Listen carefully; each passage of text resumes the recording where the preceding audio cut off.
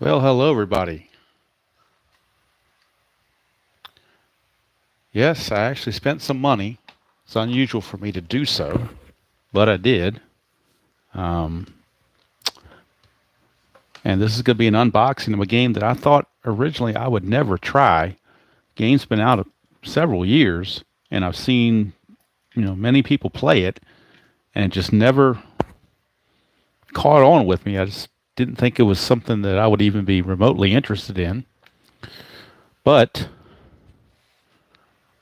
you know, things happen. So we're going to do what Kirk Berglund calls an authentic unboxing. Now, when I got this box, this little corner right here was already kind of pulled back, but that is not me pre-opening the package because it's still, it's still, as you can see, it's still, the glue is still there. I'm going to need the scissors to get all this stuff open. Looks like somebody might have been digging into this or trying to dig into it. I don't know, or I don't know what they were doing with it, but whatever. It is here, and it is in the box. So nothing's been pre-done on this. I don't know what's. I mean, I know what's in there, but I don't know exactly what's in there. If you know what I mean. But anyway, Tabby is here, and hopefully she will allow me to do this without being interrupted. She's right now. She's quiet, so that's a good thing. All right. Now, can't see it here, but maybe I could bring over here, and we can have the Kurt Berglund's got nothing on me gun show. Nah, I can't get my arm under there good enough, I don't think, to show those guns, those 58, almost 59-year-old guns. So, enough of that. Don't want to embarrass myself. All right, so that's why we have the sharp objects.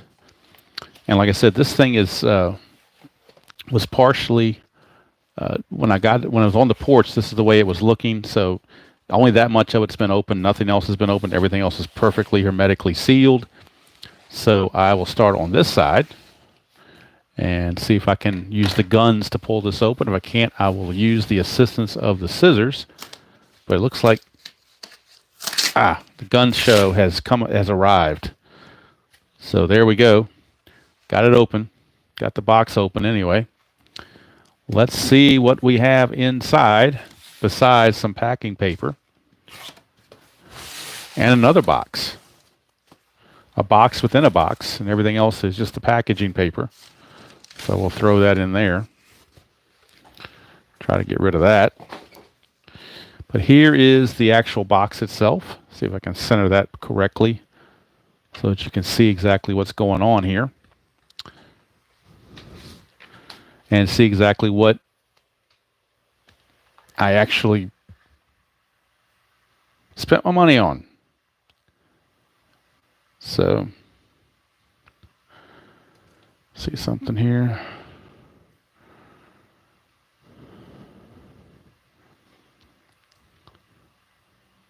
All right, I think everything is where I want it to be. Okay. All right, without further ado, let's get to it. And like I said, this is a game I did not think I would ever be interested in, and I just kept watching videos on it, and it just kept pulling at me, and I was like, I need a new game. I need to do something I haven't done before, play a game I haven't played before. So this one just kept coming back at me, and here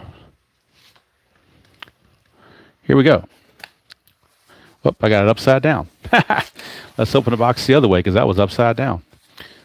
That was pretty good of me, wasn't it? Here's the correct flap right here. Let's get this straight. Come on, turn around for me. There you go. All right. And what we have here is Fall Classic Baseball. A game I thought I would never, ever, ever purchase. But here it is. I watched ID Jester play it. I watched Anthony play it. I watched Tony play it. I watched Kirk Berglund play it. I just kept watching those videos over and over and over, and I was like, something about this game is just still sticking. It's just pointing me to come get this thing. So I'm going to try it and see what happens. Of course, I had to get the fast action cards because that's, everybody says, if you don't like charts that much, go with the fast action cards. So that's what I did. Just bought one set of the fast action cards because according to what people were saying, that I don't know if I got chat turned off. I don't think I do. I didn't think I did. I think it's out there. Can't tell. I might have hit a button. I don't know. But anyway, there's the fast action cards, and I got a season with it. And I was trying to find a season that I didn't have, but that I don't have a lot of in other games, but I'm still interested in. And so I went with the 1989 season. 1989 season. And the way these cards come in Fall Classic is they're in stacks, batter stacks, and then I guess pitcher stacks are underneath of it. But it is 1989. Sorry about the glare there. So I can get this glare off of here somehow. I don't know if I can or not. I'll try. Take that glare off of there if I possibly can. See if I can do that one as well. Maybe I'll just cut the whole thing off. I don't know if that would, but that might make it too dark. So I don't know. We'll go with it. We'll go with it. I'll go with this light and hope I get some light in here. Hopefully it's not too bad. All right. So 1989 is what it is. So they're in the plastic, so I wasn't sure how they all arrived, but they're in batter stacks, and they're in the plastic, and supposedly you get all the players, or pretty much all the players. Now, they did send the PDF of this season file before they mailed this, so I do have the PDF season file. So if one of the marginal guys are not carded, I'm going to need scissors for this because I use my guns up on the box, so I have no guns left. So I'm going to have to open this up with the scissors.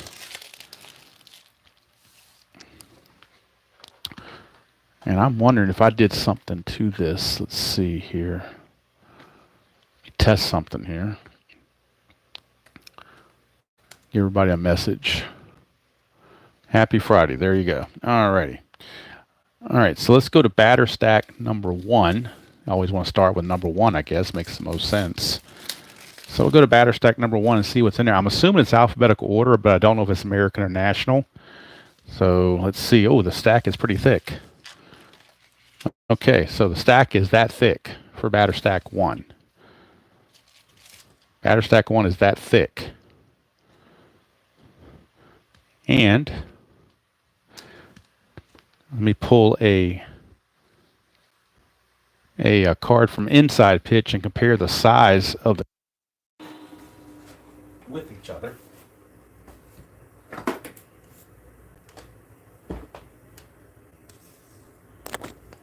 So let me compare the sizes here.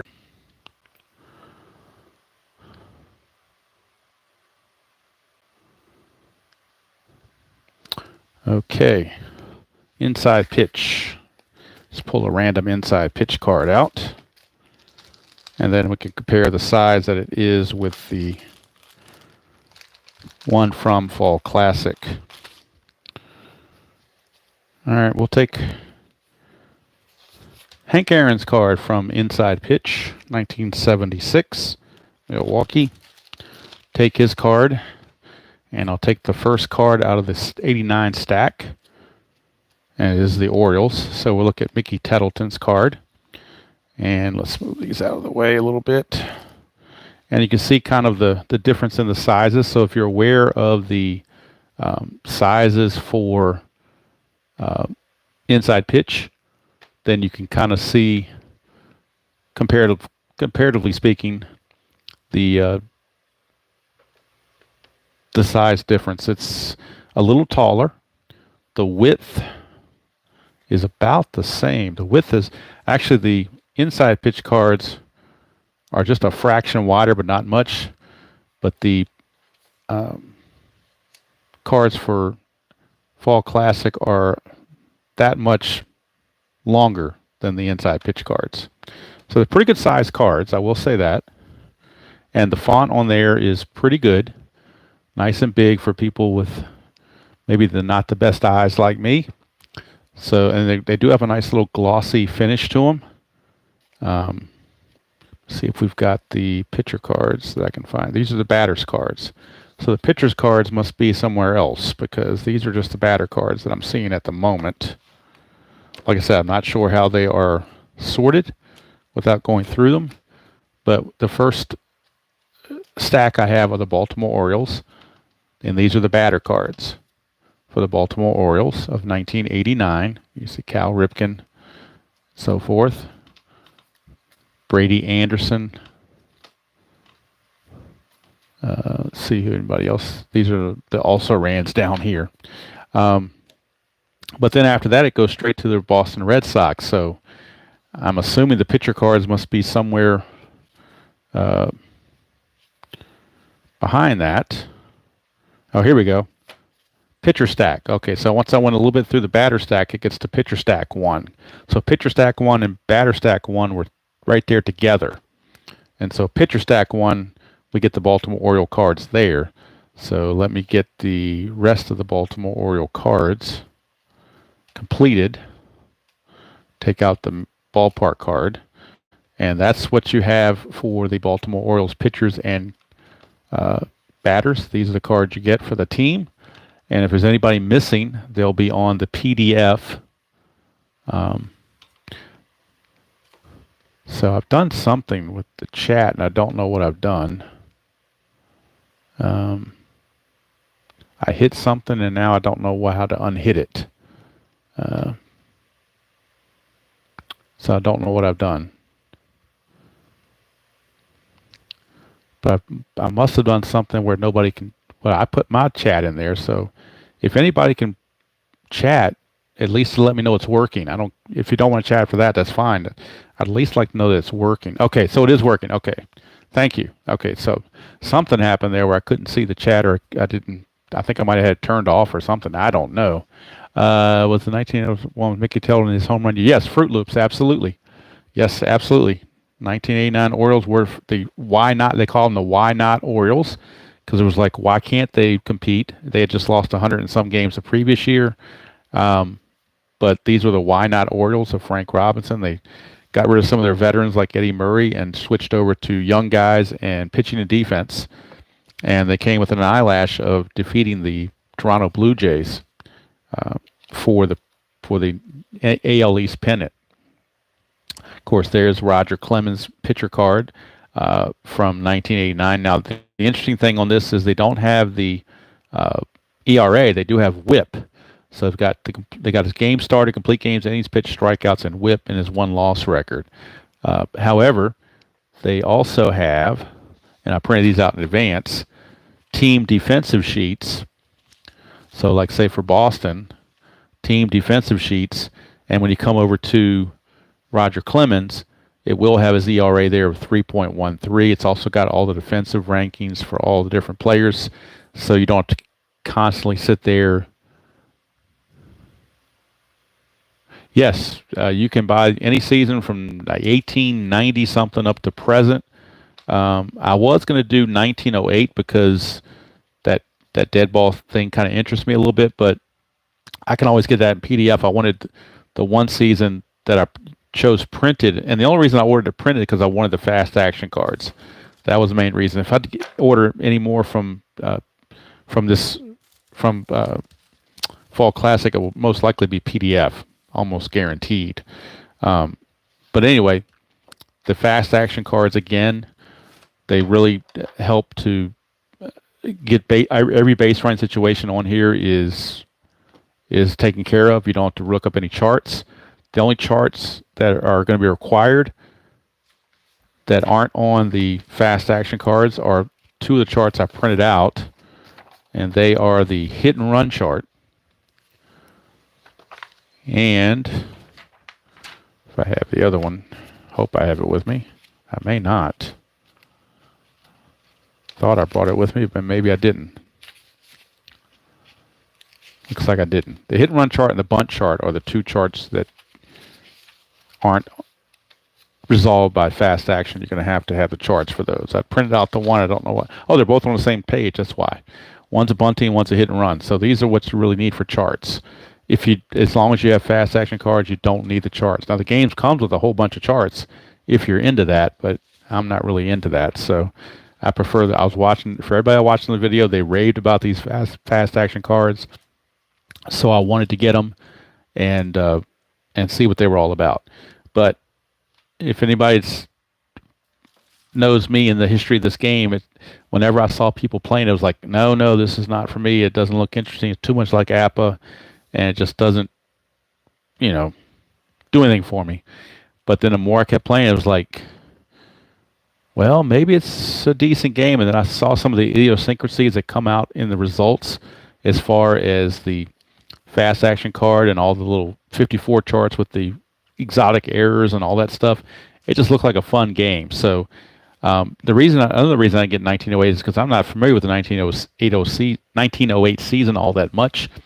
So if I play this game a lot and I want to compare stats, I want to see how the game plays, and I need to have a season that I'm familiar with. And 1989 is a season I am familiar with. And as far as storage, I was looking up about how to store some of these cards, and people were giving different advice or whatnot. But what I did to test this is I brought a number 7 coin envelope with me.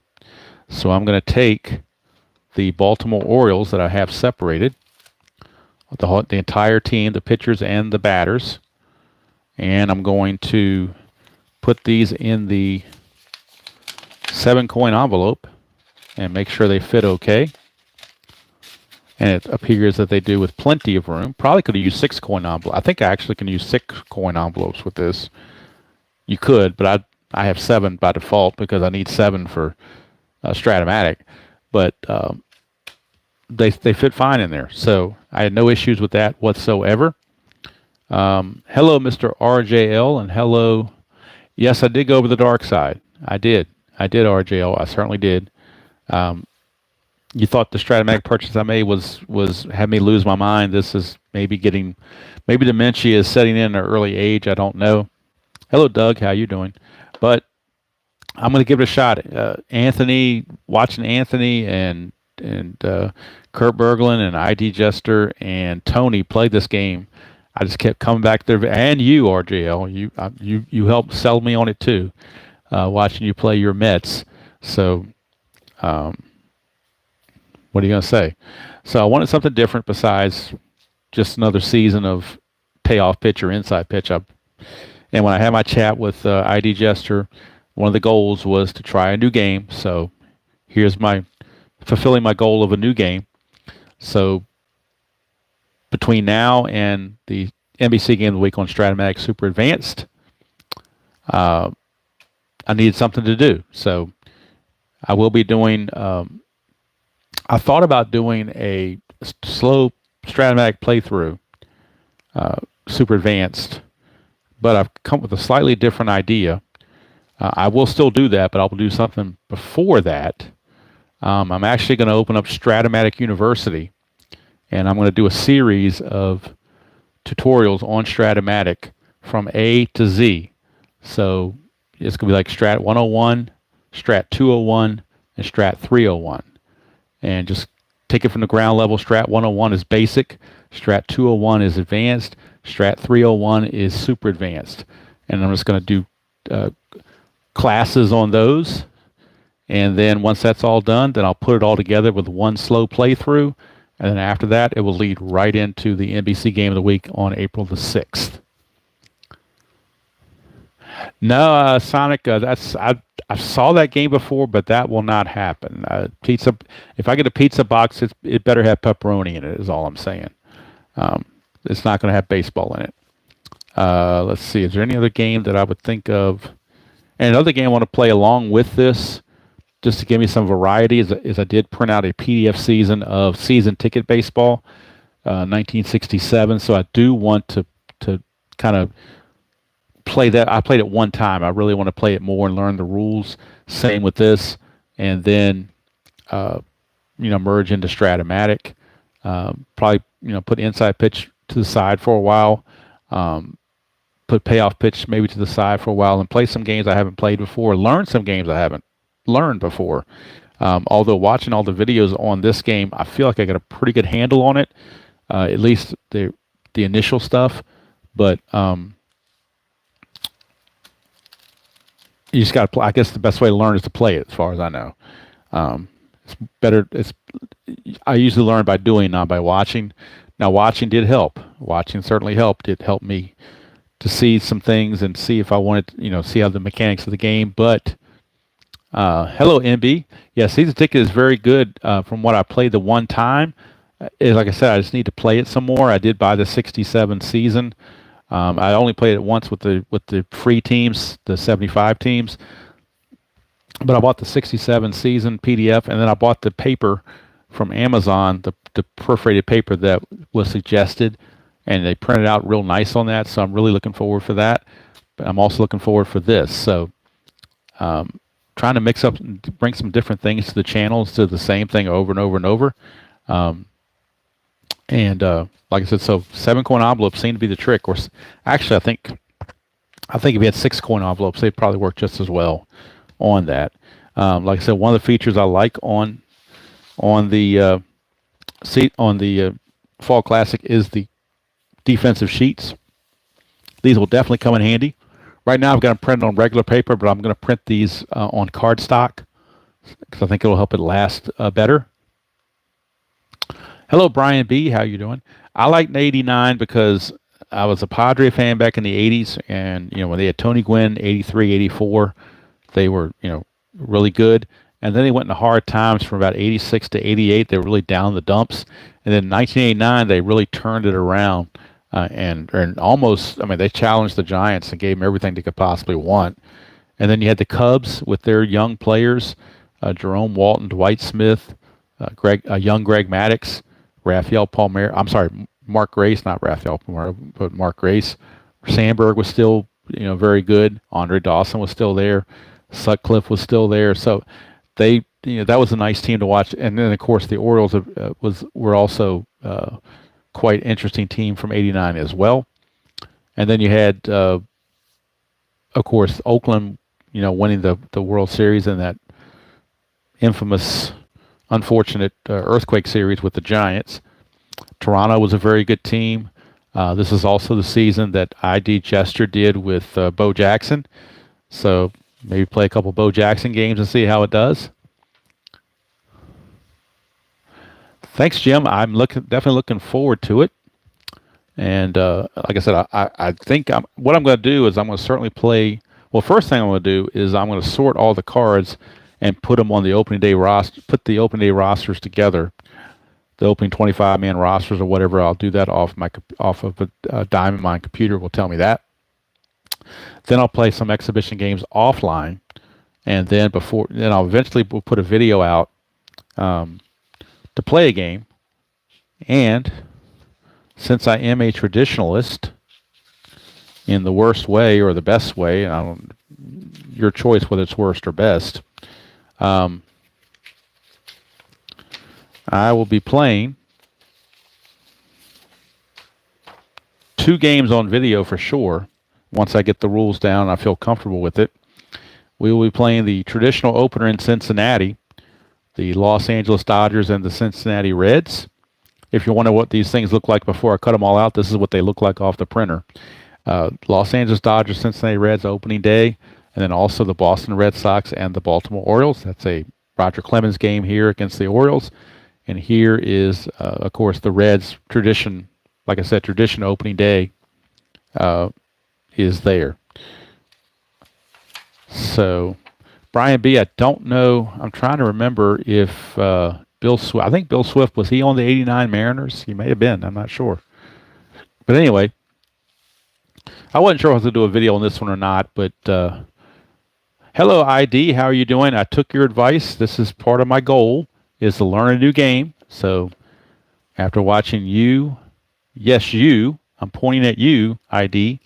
Since you always pointed at me, I'm pointing at you. I'm pointing right back at you, ID. You're responsible for this. You and Anthony and Tony and Kurt Berglund and RJL, all the group of you are responsible for talking me into this. I just kept watching your videos over and over and over and felt like I had to try it. So, and of course, with your push to try, to suggest for me to try something new,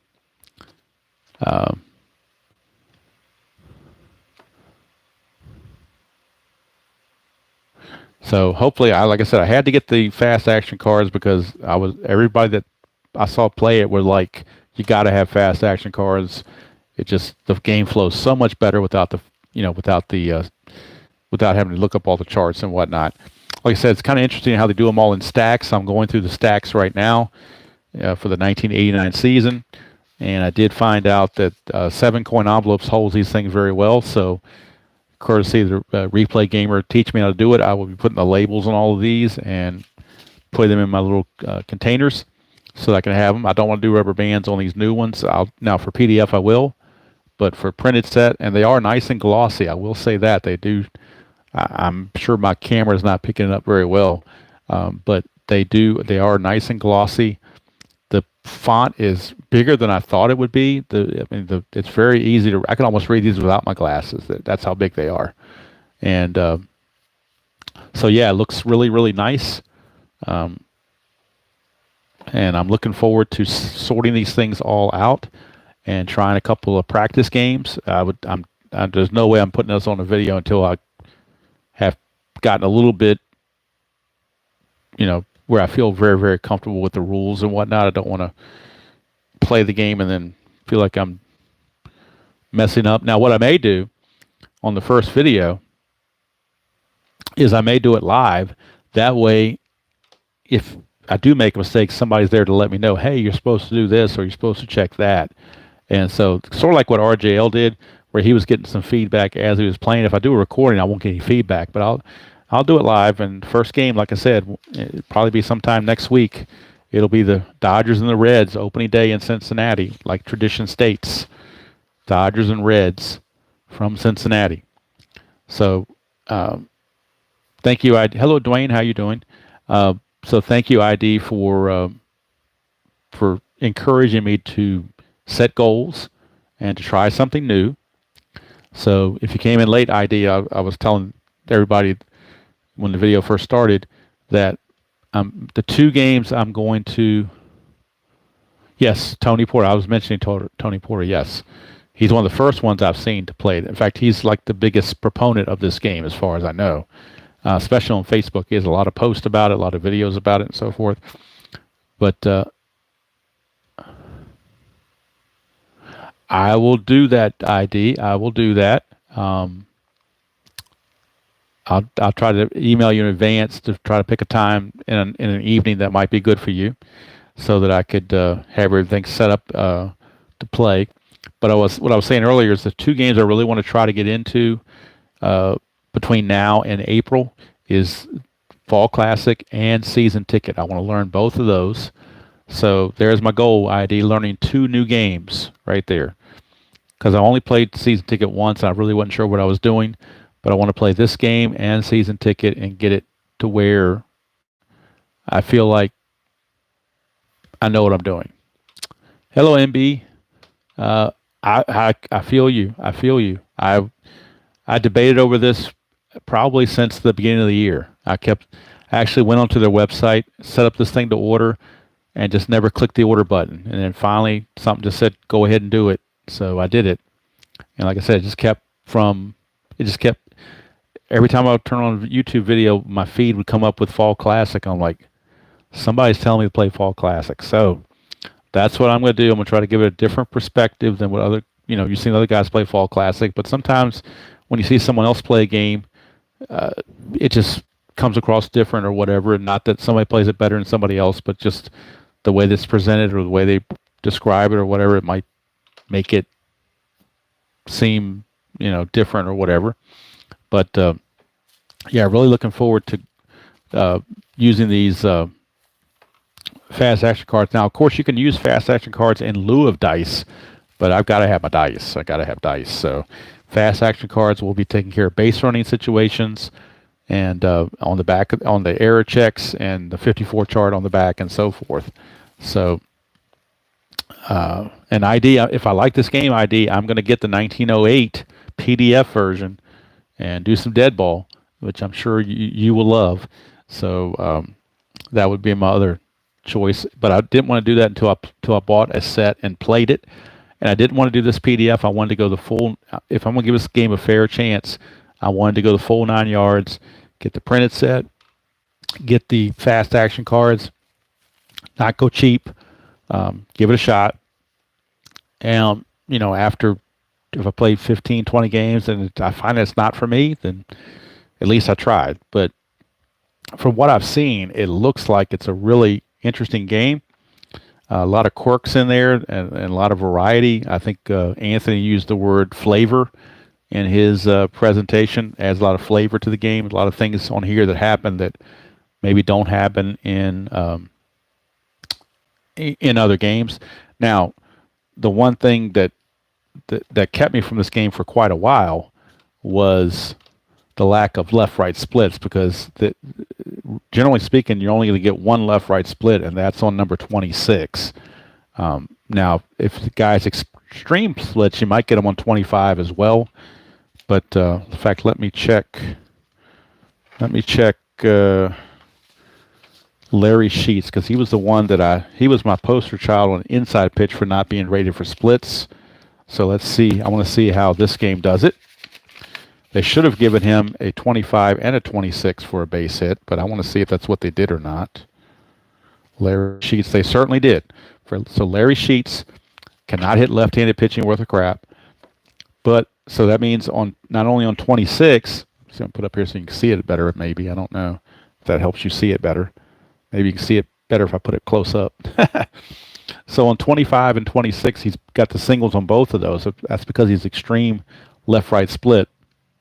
So he gets a hit on both of those, which at least I'm happy to see. So, as long as the game has some inkling of splits, I think I can live with it. Now the pitchers don't have splits, but that's okay.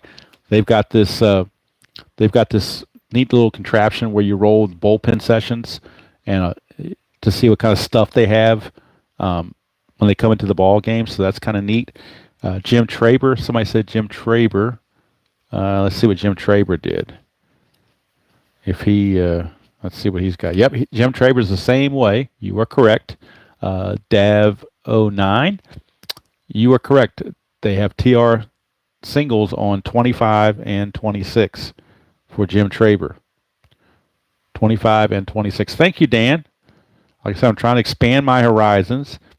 I'm trying to not go cuckoo over not having left-right splits throughout the whole card, and I'm trying to expand my experiences playing other games. And so now Tabby wants to get up here in the middle of the unboxing. Come on, Tabby. We don't want you doing that. You're not going to ruin the unboxing. I'm sorry. You need to sit down. You need to sit down, Tabby. We're not going to have a feline delay during an unboxing. Okay. So, like I said, ID, I will certainly try to get with you when I'm going to do my game online. Yeah, no, she's rubbing her chin against the new box. I've got it on her perch, unfortunately. Tabby, come here. Okay. There you go. Stay away from my fast action cards, though, Tabby. You don't want to be on the fast action cards. Come on. There you go.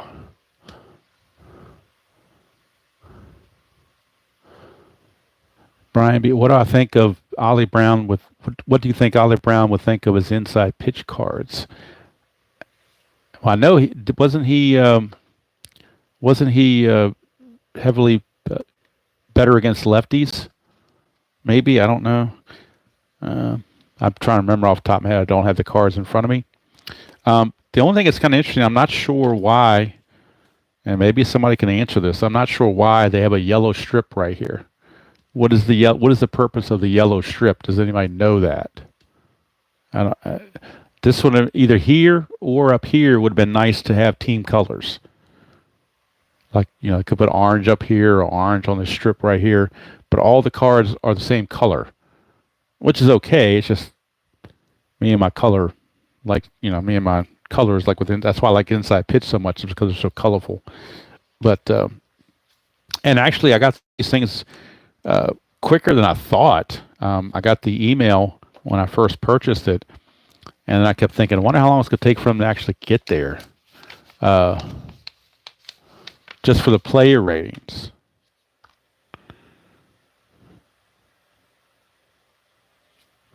Well, I see it's got SBA, SBS, sacrifice, hit and run, stolen base attempt maybe, and stolen base success rate. I guess that's what that means. And I know sometimes on there about a P. I know anytime there's an X, that's a double play. I'm not sure what the PX means. I got to read the rules again, obviously, before I play the games. But there's a P, like on 36 here for Mickey Telton, there's a PX, and I'm sure it's in the rule book somewhere. I just got to find it. But he's got PX on his 36, and I'm sure it's there somewhere or another. But like I said, and I think one of the things that ID Jester liked so much were the team defensive sheets, and Dan just mentioned it. Of course, there's a lag in the chat, Dan, so you might have mentioned it a few seconds ago, but I just saw it just now. Love the team defensive sheets. I'm kind of printed on flimsy regular paper for now, but I will put these on card stock once I start to play the game.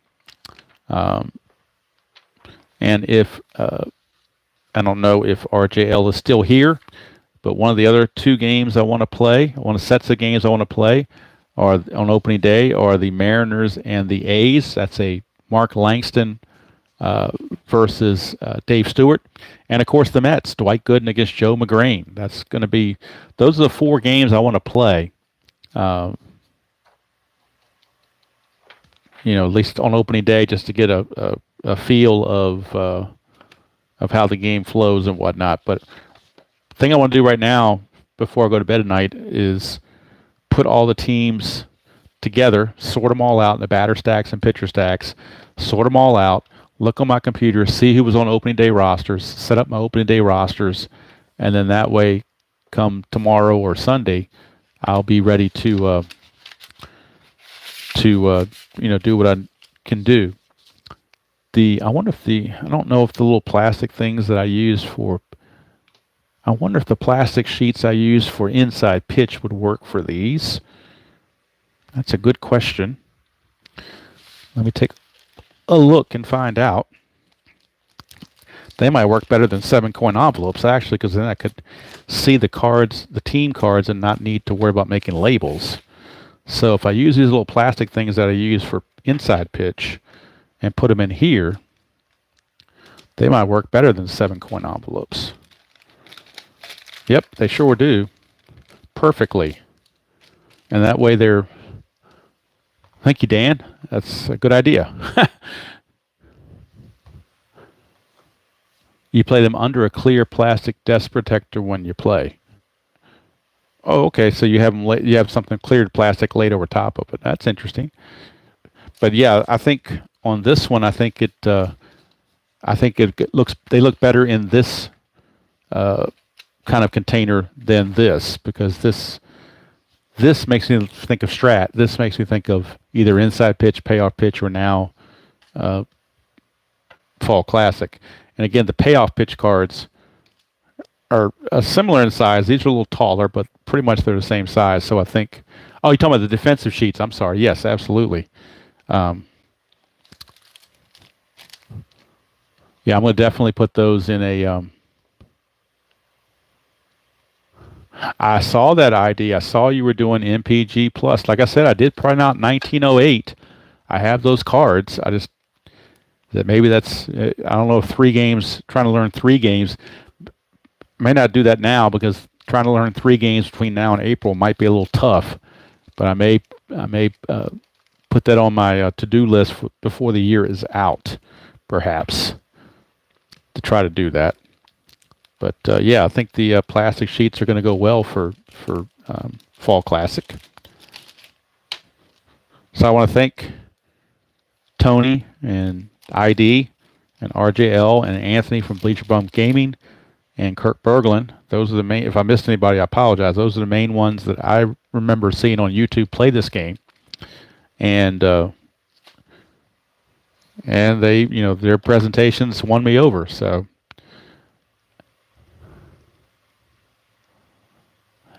Yeah, Brian B. Now that I've got this, the rest of the orders are going to be cheap because I'm going to do them PDF. The thing that gets you the expenses on this is very Stratomatic-like, is that the shipping is like $17. So the season file, I think, was about I'm trying to think of for 1989. I think it was about $60 maybe. Basically for this season and the fast action cards plus shipping, I think it was $96 if I remember correctly. But these were like 15 or so, and the shipping was like 17 or so. So that's 32 right there. And these were about. I didn't get the helper, so I saved $5. So I didn't get the helper because I didn't think I needed the helper. So cheapskate that I am, I didn't do that. So I saved the $5. And so they're not the most expensive. They're not the cheapest either. Like I said, it's the shipping. I don't know if you buy more than one season, whether the shipping rate is still the same. Like if I'd bought two seasons, would the shipping still be $17, or would they add on to it because the weight was more? I don't know. But yeah, I'm definitely. Yes, RJL. They will remain nameless, although we know who they are. I like to say I'm not a tightwad. I'm just frugal. So if I can find at least, I'll go the path of least resistance as far as prices go. But I didn't want to cheapskate this game to try it out because if I felt like it, if I cheapskated this and I turned out not to like the game, then it could have been because. Okay, so Jim, so it is 17. So yeah, so you're almost better off to get multiple seasons at one time if you really like the game, or if I really like the game and ID. I'm sure that was that comment was sent to Brian B and not to myself, so I won't take offense to that. Or I could. It's a badge I could wear with pride. I don't know, but some people call it cheap. I call it frugal. But if I really do like the game, I really do like the printed cards. To be honest with you, I really like how they're done. And honestly, by the time you buy the paper stock and you buy the ink that's going to cost you to do all this, it may be just as well to buy the printed set. I don't know. I mean, it depends. Something like 1967, where I'm only interested in one league, the American League, not the National, then obviously I wouldn't buy the printed set for that because I would never play the 67 National League. I'd just be playing the American League. But and maybe something like 1908 where there's not that many players would be easy to PDF. But if I was about 2023, I'm not printing out all those players. That would be way too much. Way too much. So now, ID, do you have printed set of this, or is everything you have PDF? Do you have at least one printed set of Fall Classic? I'm assuming you do. If you got the fast action cards, I'm assuming you must have at least one. But yeah, I do like how big the print is. Very easy to see. So it looks like that there could be a lot to like in this game, and so I'm giving it. Yes, all right. Thank you very much for that. So yeah, I'm going to give it the old college try, and I'm going to watch some more videos, read the rules. Yeah, there you go, Brian. You got to go with tradition. You got to go with Cincinnati. I mean, that's opening day. It's Cincinnati. It's tradition. I mean, they were the first team. So I don't like that Major League Baseball got away from that. To me, every opening day should be in Cincinnati, no matter what the season is. They just deserve the opening day, and that's what I'm going with.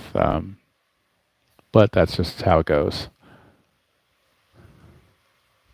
I agree, Dan. The card stock is very good. Payoff pitch is a little heavier, but to be honest with you, payoff pitch, the card stock is awesome, but if their card stock was like this, I would be okay with that. I mean, it's almost like payoff pitch went overboard on the card stock, but these are great. They don't stick together. They're very shine. They got a little shine to them. They're very, very easy to read. The big bold print. I mean, I can't miss any of the stuff. Even with my eyesight, I'm right on top of these things, and I mean, even from way I stick my hand out way out, it still shows very well. Yep. So ID, I might be bugging your ear before I go live with one of these games, just to if I run into a snag on one of these rules or something, I may be send you a quick email or something and say, "Hey, how did you resolve this?" Or what's the best way to play this, and how do you handle this situation, and so forth. So, but anyway, I hadn't done a video in a while. The last video I did was the last game of the 1993 Inside Pitch World Series, where the White Sox beat the Giants. So I figured it'd been about a week or so, and I didn't want. Sometimes you get away from this stuff. It's hard to get back. It's like going to the gym. Sometimes if I don't do videos for a while, it's hard to get back. So I think, Brian, I think either RJL is purposely ignoring you or he stepped away. I'm not sure which. I'm thinking it's the former, but I don't know for sure. I'm not there with him, so I don't know. He may just be smirking in the background. He may be, who knows. Did did you tell me that Brian? Did you tell me that Bill Swift is on the Mariners? Oh, he did say. Okay, he is responding. Okay, I need to find the Mariners. Then I can answer my own question if I can find the Mariners. Where are the Mariners? Maybe they were up here. Yankees, Brewers, Twins. No, maybe they're in stack 4. Swift was there. Okay, all right. So let's take a look here. Seattle. Where is Seattle? Here we go. Seattle. I go to the pitcher stack for Seattle. Here we go. Pitcher stack. Oakland, pitcher stack, Seattle. Aha! Success. There you go. We're Steeler fan when you need him, right here. We're a Steeler fan when you need him. There's Bill Swift right there. Not the greatest season in the world. 37 games, 16 starts, 130 innings pitched, only 45 strikeouts. He was 7-3 with a save, a WHIP of 1.37. So not too bad. Not the Bill Swift of 93, but certainly not bad. So, yeah, I'll be looking forward for that. Nice to see he was there. So,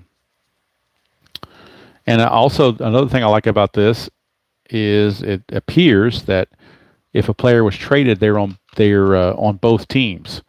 And my exhibit A for that is Randy Johnson. Randy Johnson came over from the Expos. So we have Randy Johnson right here. After his trade with the Expos, he is on the Mariners. And Mark Langston is also on the Mariners. So both the players involved in the trades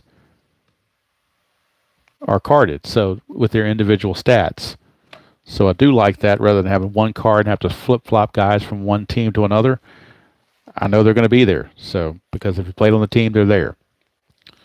So yes, Rich not yet, actually. Yeah, 89 was like right at the tail end of the Chris Berman names of everything. Usually that kind of started in about 86, 87. I think 87 and 88 were the heyday for that. 89 still a little bit. But once you got into the early 90s, I think that kind of went away a little bit. But yeah, definitely this is the time of the year that I remember watching ESPN highlights and Chris Berman highlights on ESPN baseball. Am I going to do a tutorial? I got to learn the game first, Arnold. I have to learn the game first. Now, if I learn the game first and I feel comfortable with it, then yeah, I'll do it. But there are other tutorials out there, one by Tony, and I believe one by Kirk Berglund. I think ID Jester may have done one as well, or at least maybe I'll do like a more of a formal one once I learn it. But we shall see. That may be I'm definitely doing a tutorial on the Stratomatic, so it's just a matter of whether I feel comfortable doing it in this game as well. One thing I want to do is make sure I have the rules right before I try to do something like that. Yeah, 89 Mets were not bad. The Cubs just had a great year. In fact, I was watching some of the videos on YouTube where they posted the NBC Game of the Week, and there was an 89 preview show, and everybody thought the Mets was a foregone conclusion that they were going to win the East. But little did they know that the Mets would run into some injuries, and the Cubs were going to have a great year. So,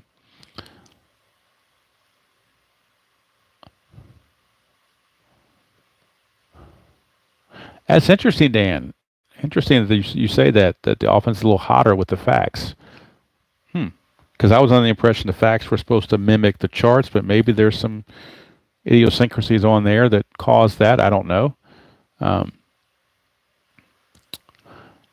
yeah, the interesting thing too on Brian B is that on the Reds opening day game, they're playing Tim Belcher, and he actually got traded to the Reds mid-season for Cal Daniels. So that was there's a lot of trades that went on in '89. A lot of mid-season. That was the year that the Yankees traded Ricky Henderson back to Oakland for a slew of players. They got Plunk, Polonia, and Cataray, I think. So there were a lot of trades going on in '89 as well. But the teams that interest me the most are the Padres and the Orioles because they were just teams that were awful in '88 and came with an eyelash to win the division in '89. So that turnaround really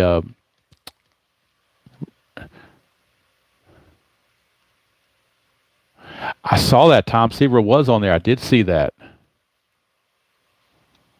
I did notice that they put Tom Seaver on the A team along with Vin Scully, and they had Kubek and Costas on the B team. So I did see that because, like I said, I watched the pregame or the season preview show, and they were all on there, and Tom Seaver was definitely one of them. Oh, it's interesting, Dan.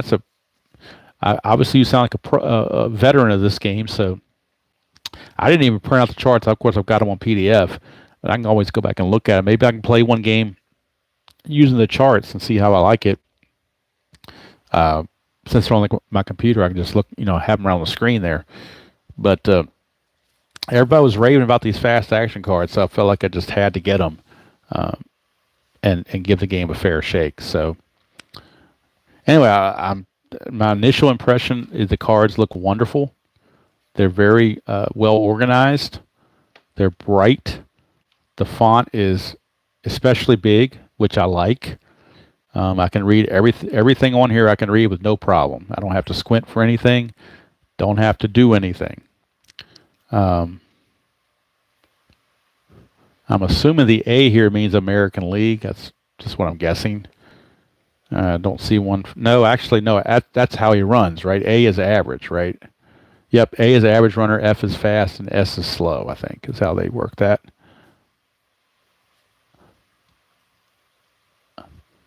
Yes, Joel, he did.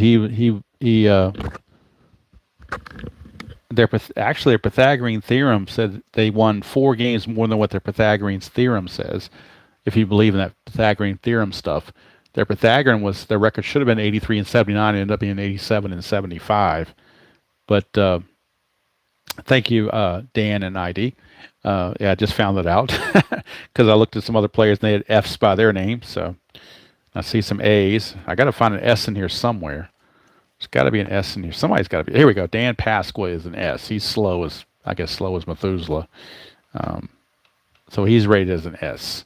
So, but there's a lot of things in here that little nuances. Like I see this here. Like Dave Gallagher, he hit 1 home run in 601 at bats. And so when you get the 65 result for pitcher, it's pitcher's card minus 10. So you take the pitcher home run and subtract 10, which reduces his chance at a home run tremendously. And in fact, he has no home runs up here either. So very, a lot of little idiosyncrasies that I'm really looking forward to get into. So maybe Ricky Henderson has they have somebody that has an exclamation point. Let's see. I wonder if I can find his card. Let's see if the White Sox thought had some fast guys. At least I thought they did. Maybe they didn't. I thought they had somebody that was fast. Maybe they didn't. Oh, and just for RJL, this is for you, RJL, because I know you were dying. You just didn't want to ask me about it, but I know you were dying to see that card. So there you go. I knew you were dying to see it. Right there. There he is. Your favorite. Harold Baines. There you go. Yeah, okay, I got to find the Vince Coleman card, apparently. I don't know what stack he's in. Let's see here. Padres, I'm getting close. Phillies, Padres. Maybe he's in the final stack here. Looks that way. Yep, he is in the final stack. So let me see what's in the final stack here. Ah, here we go. Not even Vince Coleman. Milt Thompson's got the F with the exclamation point. So I'm assuming, well, you see it here, a lot of the pluses means he gets the steal. Now, I was watching Anthony play this. When they got the plus, he was still doing the jump. Do you guys still do the jump? Or if he gets the plus, does that mean he automatically gets a chance to steal? Or do you still make him get a jump? Because I know maybe it was the house rule Anthony was doing. I'm not sure. But initially, I thought if we had a plus here, sort of like replay baseball, if you have a plus, that means he steals automatic or attempts to steal automatically. So I don't know. I'm not sure if that was a house rule that he did or whether that's in the rule book. Like I said, I haven't read all the rule book yet. In fact, Coleman is only an F. Thompson's the F with the exclamation point. So that's interesting. You don't do the jump with the plus. Okay, that's what I thought. Okay. But Dan, I guess you still steal if you want, right? You don't. If it's not a plus, you still try to steal. Anthony is not crazy ID. Anthony just loves his dead ball. He just, he's a game creator, so he's thinking outside the box. No, Doug, Baines is not the greatest Hall of Famer of all time. That would be Scott Rowland. So, yeah, there's no Floyd Rayford, Brian Beeson. I don't have to worry about him. There's nobody on the Orioles '89 team that I really look at and go, bah, that I can think of. There's Jamie Minnick Quirk. That's one of those names from Chris Bermanisms. Jamie Minnick Quirk. So Tim Hewlett Packard. Let's see. Don't walk away. Renee Gonzalez is another one. If you remember that song from the '60s, "Don't Walk Away, Renee Gonzalez." Let's see who else is on here that's any good. Let's see, Brian Holton, Pete Harnish. I think he had one called Pete Harnish Racing, but I'm not sure. Let's see here. I think there's one for J. Mr. Tibbs or something with Tibbs on. I don't know what it is off the top of my head. I could come up with one for Hickey, but I won't do it. I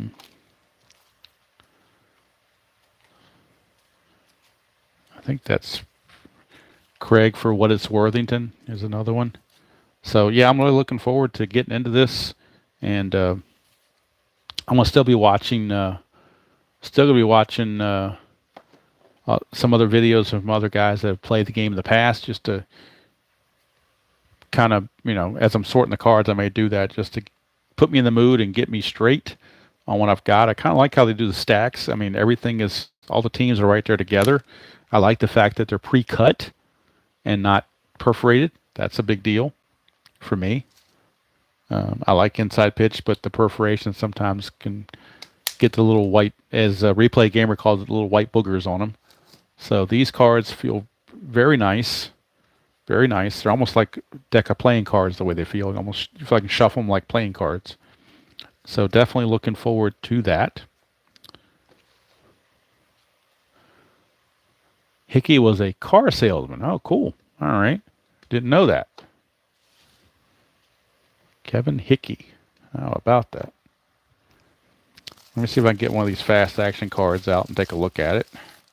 See what they have on here. The 54 chart looked very interesting. Boy, I used up all my energy in the gun show earlier, so I'm going to have to use the scissors to cut these things out. Ain't as good as I once was, but I'm as good once as I ever was, as Toby Keith once sang. So there are the fast action cards. And you can see all the stuff that's on here. This is a ground out to first. And it's got everything on there about if you're playing in, playing back. If there's 1 out, 2 outs, 3 outs. I'm sorry, run on first, run on second, run on third, first and second, first and third, second, third, or full. And it gives you all these different choices. Then you've got what happens on the base hits. It tells you don't have to question it unless you have a risk. That's the only thing you got to worry about is a risk. So, and I know when RJL was playing his, if it says risk, you still have to go. It's like a risk assist or something. you still have to go even if you're way behind and you got to get thrown out. They're really so maybe that might be something I might home brew. I don't know.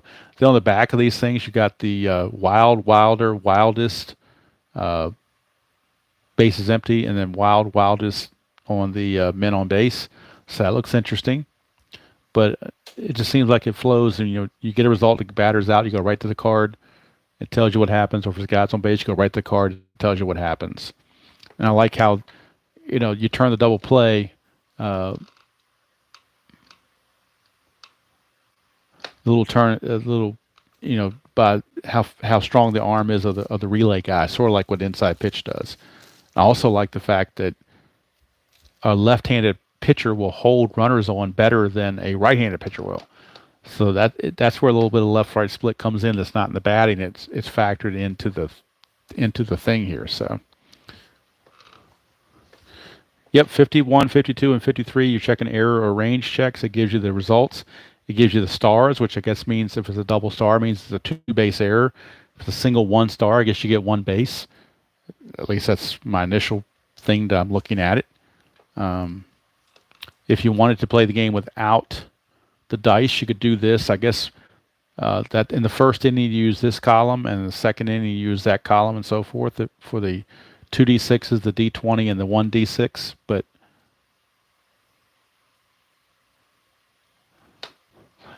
well, one thing it didn't get him to do, Brian, it didn't make RJL do double switches.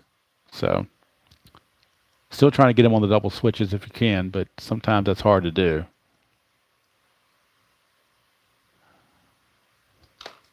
That's a Hal Richmond ID, but I know what you're talking about. But hey, I just bought 4 seasons from them, when they had their sales. So I think I'm still on the preferred customer list. But anyway, I thought RJL did a great job when he did his exhibition games, 1986 with the Mets. I thoroughly enjoyed watching those. I learned a lot watching it, and so that's he's certainly one of the ones that took it over the edge for me to get this game and try it. So all I can do is set everything up and try it and sort everything and see how they go. I do know that I'm going to be using those plastic holders, not the 7-coin envelopes. I'm going to be using the plastic holders to store these because these fit perfectly, and I've got a bunch of them. So I will be using those, and it's got the team. And since I have the team card on top, I can easily see which team I have in the bag, so I don't have to worry about printing off 7-coin envelopes or anything like that. So apparently there's a lot of people in the community that like this game and have had history with it. Yes, I know Tony is like the guru of this game, just like you are with Inside. Tony is to Fall Classic what you are to Inside Pitch, RJL. It's like their passion. I know this game is his passion, and he has multiple videos saying why it's the best game out there and so forth. So, like I said, the thing that held me back for the longest time was the lack of splits. And, I'm a split guy. The only split there is really on 26. But I don't know. Did he do that, Dan? I don't remember him doing that. I remember him burning the Tom Seaver card when he died or something like that. But I didn't know he put anything in the bonfire. He may have. I mean, he's an interesting individual. I will say that.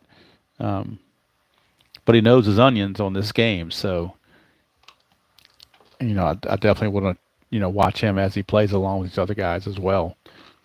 So I will be definitely learning this game and playing some games offline to get some practice.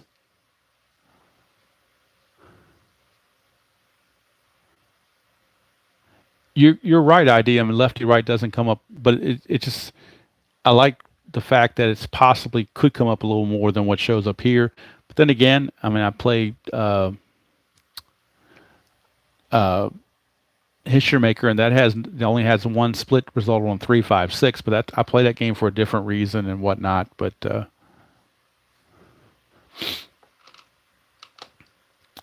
let's see something here. What are you saying?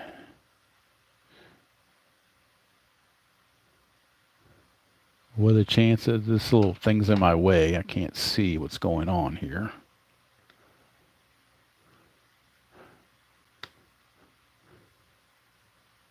Chances of doing is it 1977 Cubs? I started doing that when I was doing my White Sox replay, but I kind of bit off more than I can chew because, thank you, ID. I kind of bit off more than I can chew. I did play about, I'd say maybe 10 to 12 games of 1977 Cubs. And I thought, believe me, I thought about getting 1977 in Fall Classic because usually if I buy any game, the first season I get is 1977. But I got so many other games in 1977. I wanted something with 1989 because I don't have this in a lot of seasons. I've got this in Strat and Inside Pitch, and that's it. So I wanted to maybe have this in more games. But I've still got my book and everything from 77 Cubs. I really like this 77 Cubs. They're an interesting team. I think if Bruce Sutter doesn't get hurt mid-season, they might win. They might have won the East that year. They were that good. But there's a lot of different things to do. But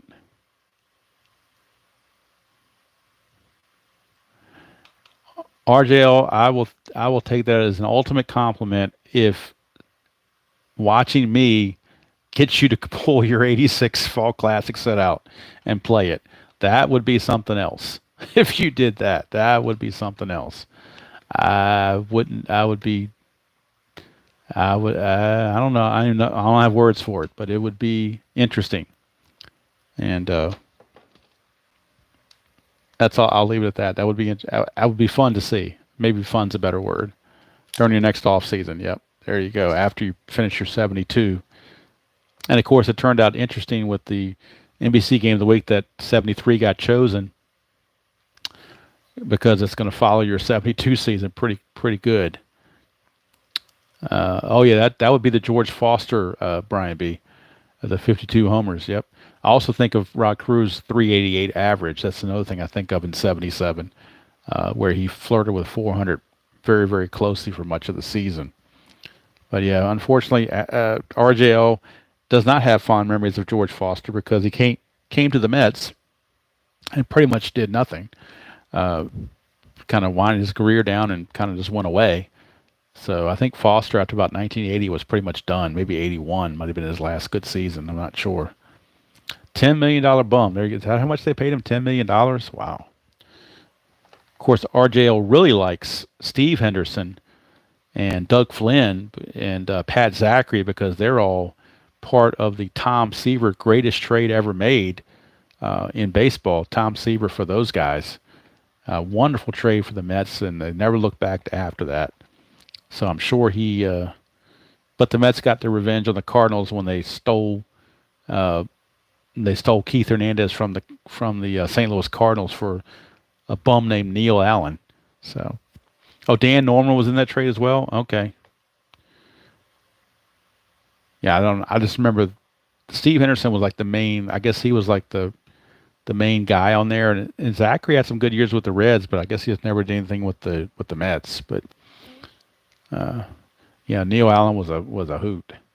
But that was interesting. How they got, and I think they got Carter from the Expos for next to nothing too. Mike Fitzgerald and maybe a couple of rookies or something. They really didn't give up much for him. Those two trades made the '86 Mets. That and Dwight Gooden and Strawberry coming up from the minors. But they did trade. Hubie Brooks was part of that trade. Okay, well, Hubie Brooks had a couple good years he had some good years with the Expos, but I still think the Mets got the better end of that deal. But I don't know if you can hear or not, but Tabby is making noise around here. I think she's ready for me to wrap this sucker up. Will you please be quiet? Come here. All right. If you're going to make noise, do it up here.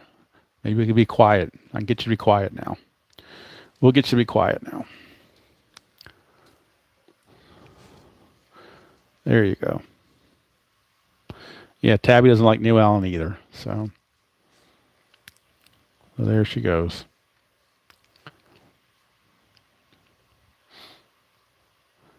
Yeah, feline delay. What are we going to do? Oh, well. It happens. Well, I do appreciate you guys tuning in, and I appreciate all the guys that know how to play this game offering to help me if I run into problems.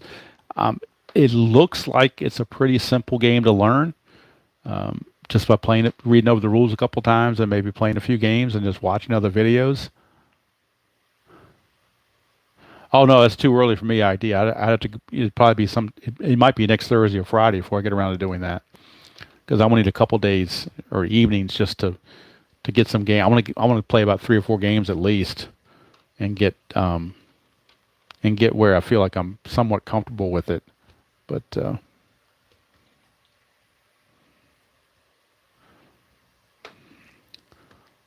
here we go, Tabby. Here we go.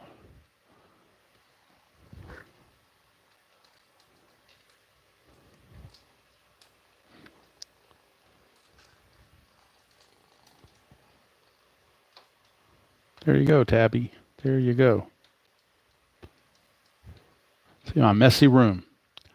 My messy game room. I got to clean this up this weekend. That's on my agenda to do that.